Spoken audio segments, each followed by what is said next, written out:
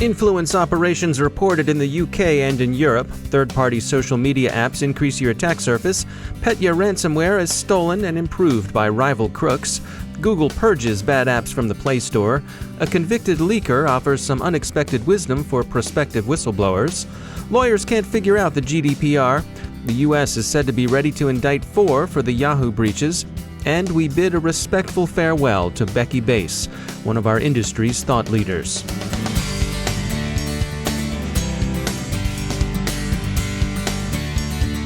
Time for a few words from our sponsor Dragos, the ICS security practitioners who offer protection for industrial systems along 3 axes: technology, people, and intelligence.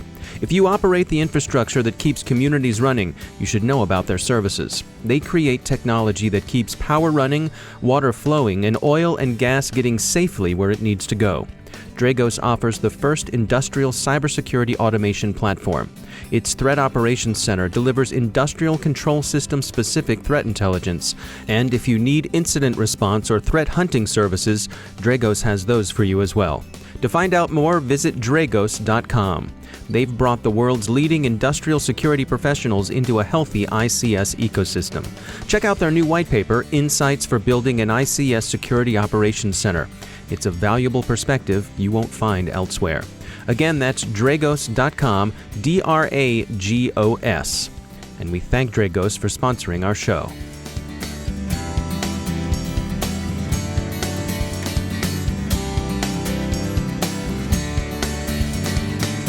Major funding for the CyberWire podcast is provided by Cylance. I'm Dave Bittner in Baltimore with your CyberWire summary for Wednesday, March 15th, 2017. The UK continues to worry about Russian influence operations targeting upcoming elections. In an odd, possibly related development, Russia's embassy to the UK is said to have been converting its Twitter followers into news bots ready to disseminate the Moscow line.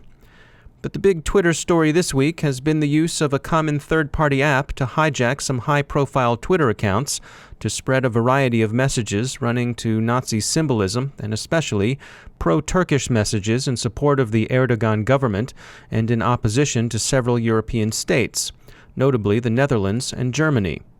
The enabling vulnerability the hijackers exploited was in the third-party Twitter Counter app.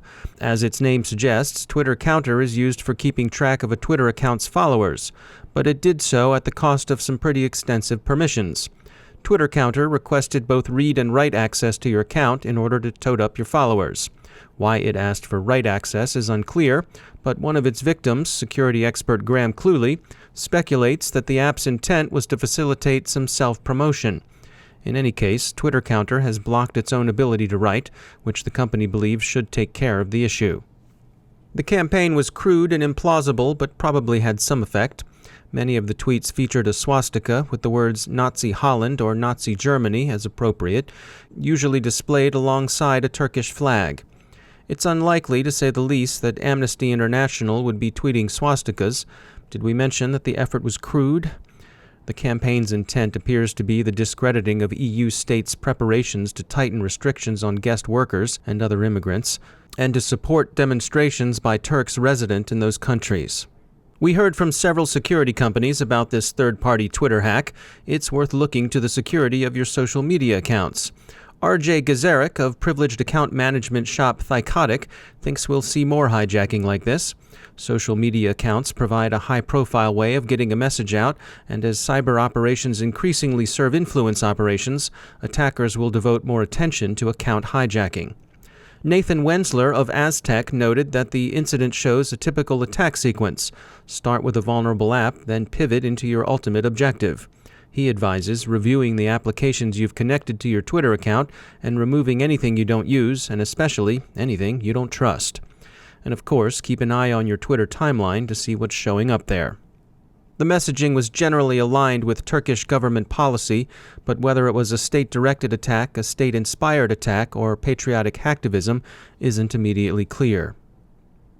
There's also news from the criminal world, courtesy of researchers at Kaspersky Lab. The code for Petya ransomware, a strain of malicious code that's long been familiar, has been stolen and improved by a rival gang.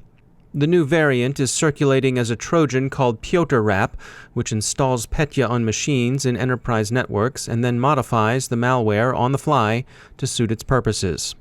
The emergence of PyotarWrap is being taken as a sign of increasing competition among criminal gangs. Signatures for the new ransomware are being developed, but as Matt Kingswood of the managed service provider IT Specialists told us, there's no fail-safe way of recognizing and preventing ransomware. Your best bet is regular, secure backup. ESET found some 13 malicious Android apps designed to steal user credentials and paycard information. They notified Google, which has purged the bad apps from the walled garden of the Play Store. Yesterday was Patch Tuesday. Microsoft issued 18 bulletins, 9 critical. It also has continued to issue its patches in their old familiar form. Redmond evidently will delay the promised new style of patching for at least another month. Adobe has also fixed 7 issues in its Flash player. When a private company discovers they've been hit by a cyber attack, there's often an understandable desire to publicly name the attacker. That's known as private sector attribution. Justin Harvey is Managing Director of Incident Response and Threat Hunting at Accenture Security, and he wonders if it's time to stop bothering with private sector attribution. It's really difficult when you are working these investigations to have empirical evidence or have forensically sound evidence that someone has done something to you. There's the internet saying, on the internet, no one knows you're a dog. And in this case, for attribution, there's no way to empirically or forensically prove you're a dog or not, meaning a company thinks that a nation state or a criminal entity has attacked them based upon the malware, based upon their tactics, based upon what they were looking for or the searches, but you have to remember all of those can be imitated. Most digital information can be reproduced in such a way that it could appear that it is that adversary, but it's actually another adversary masquerading as that entity or party. What about the notion that there's something to be gained by naming and shaming? That hasn't worked to date. I mean, we've seen that with President Obama naming and shaming and indicting Chinese PLA officers. We've seen President Obama publicly accuse certain nation states of cyber espionage, but nothing really moved the needle on that until he confronted President Xi Jinping in person about it in September 2 years ago. Because there's been so much talk about attribution, and I'd like to point to some of the cases last year around the election where you have a case where there are the yes-sayers, or you have the accusers, and then you have the naysayers. And the naysayers, whether they were right or wrong, brought up very interesting scenarios around false flag operations, essentially masquerading your operations to lay the blame on someone else. And because there's been so much awareness around this, I think that nation states and adversaries out there are going to take advantage of this, and you're going to find false flag operations to be the norm. Because as an adversary, why would you create malware and compile it in your own time zone and have your own natural language? It's very easy to compile it in a different time zone and insert some Cyrillic or Chinese characters, and then voila, now you're this other adversary. And with the proliferation of malware as a service and malware toolkits you can buy off the web, you can take that one step further. So I would look to that to be one of the signs of essentially the cyber landscape, or the cyber field of battle is changing with the sign of the times. That's Justin Harvey from Accenture Security. In the UK, attorneys aren't sure whether the GDPR is legally binding already, in advance of its formal implementation next year. In a breaking story, the U.S. Justice Department is said to be preparing indictments of 4 individuals in connection with the Yahoo breaches, especially the loss of data for 500 million accounts in 2014. One of the hackers is said to be resident in Canada, the other 3 are thought to be in Russia. And in even more recently breaking news, Russian authorities are said to have charged at least one of the 3 who are in that country with treason. They say he was spying for the Americans. The Vault 7 story is still developing, but there's little new today. Wired does have an interview on leaks, however, with former CIA whistleblower and convicted leaker John Kirikow about whistleblowing. His surprising advice to prospective leakers: don't go directly to the media. Take the matter up with your chain of command first, then Lawyer up. And finally, we close on a sad note. Our friend Becky Bass passed away yesterday. We offer our condolences to her family. Becky was not only a researcher of distinction, but a friend and mentor to many information security professionals. She'll be missed. We've lost a founding figure.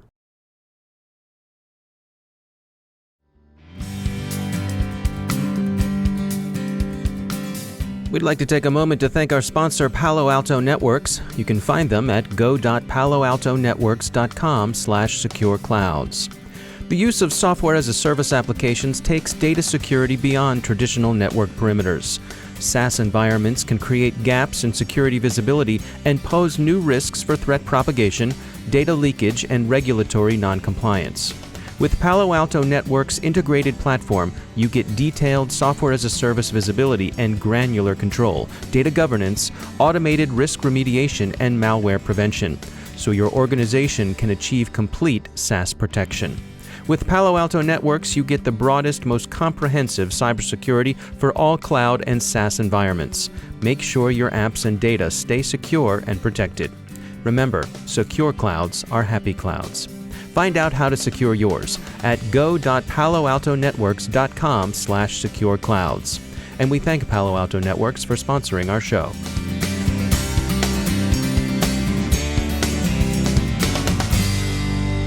And I'm pleased to be joined once again by Emily Wilson. She's the Director of Analysis for Terbium Labs. Emily, we had the recent Cloudbleed breach, which certainly gathered a lot of attention in the press and elsewhere. This sort of thing causes a bunch of activity on the dark web when these sorts of things happen. Yeah, I think plenty of people are quick to piggyback on whatever the latest thing in the headlines is, right? Whether it was something like the LinkedIn breach or, now we're seeing with Cloudbleed, I know of vendors claiming to have something like 150 million credentials for these sites that are impacted by Cloudbleed. But conveniently, somehow, in that set of credentials are sites that weren't impacted at all, like Netflix. So they're using the notoriety of the breach to sell unrelated goods. I think one of the things to keep in mind is that people who are looking for the latest set of whatever credentials are going to be looking for the same key terms that we would think of in terms of what's new, right? Like what's out there. And people are curious what other vendors have for sale. And some of the credentials that have shown up in this particular breach have already been available, have already been for sale. Sure. I mean, I think we're all waiting to see just how big of an impact this breach is going to have in terms of credentials and kind of what gets leaked. But yeah, definitely some of the names that are in this breach, I mean, not these credentials if these credentials are available, but definitely these companies have had issues in the past, and there are plenty of credentials for sale, and now we're hearing a new interest because this breach is new and people suddenly care about it, but didn't seem to be all that interesting to people before with these listings that have been up for months or years in some cases. All right, so even on the dark web, buyer beware. Yeah, no, if it sounds too good to be true, it probably is. All right, Emily Wilson, thanks for joining us. And that's the CyberWire. Thanks to all of our sponsors who make the CyberWire possible, especially to our sustaining sponsor, Cylance. To find out how Cylance uses artificial intelligence to keep you safe and secure online, check out Cylance.com. A quick reminder for you to check out the Grumpy Old Geeks podcast, where I join Jason and Brian for what is quite often a colorful and sometimes salty review of the week's cybersecurity news. We do have ourselves a good time. You can find Grumpy Old Geeks wherever fine podcasts are available, so do check it out.